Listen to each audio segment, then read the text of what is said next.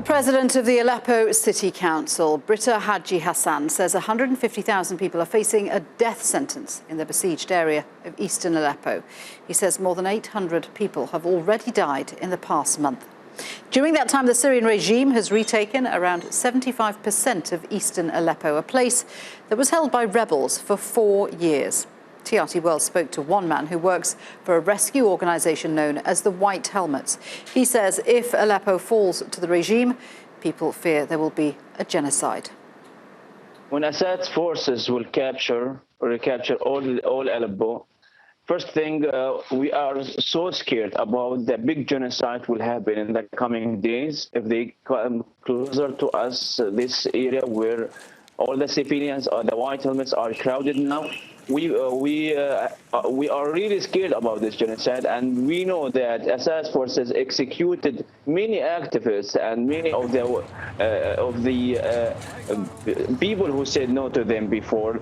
First thing they do when they capture any area, they kill the people who said no to them.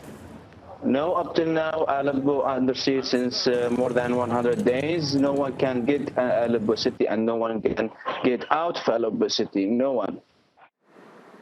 As the fighting continues, the United Nations says it hasn't even been able to evacuate wounded children. The UN Syria humanitarian advisor Jan Egeland says the United States and Russia are far from reaching an agreement on how to get people to safety.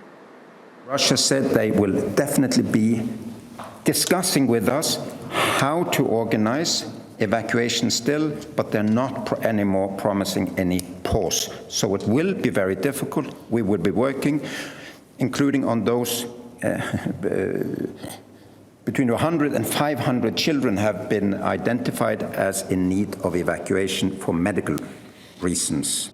Well, Sandra Gatman is following the story from Gaziantep on Turkey's southern border with Syria. She says there's no agreement on evacuations or rebel withdrawal. As Syrian forces take more and more rebel-held territory, civilians are returning to their homes and medical evacuations are taking place. Rescuers even reached the old city of Aleppo, which just a few days ago was a rebel-held territory. And 148 civilians were evacuated from a home for the elderly. Mainly disabled civilians, but also injured residents were taken to a hospital in the western regime-controlled Aleppo. And we're seeing this more and more, but many believe as many as 150,000 residents still remain in the besieged eastern parts of Aleppo, where rebels are still putting up an intense fight. One local Aleppo official says he believes 1,500 people are in need of urgent medical aid and need to be evacuated. Now, without a humanitarian truce, that simply is not possible. Jan Egeland, the special envoy for Syria at the United Nations, is putting pressure on the U.S. and Russia to come to an agreement soon. They're holding talks in Hamburg, but all sides need to come to some kind of ceasefire agreement in order for aid to be allowed into East Aleppo.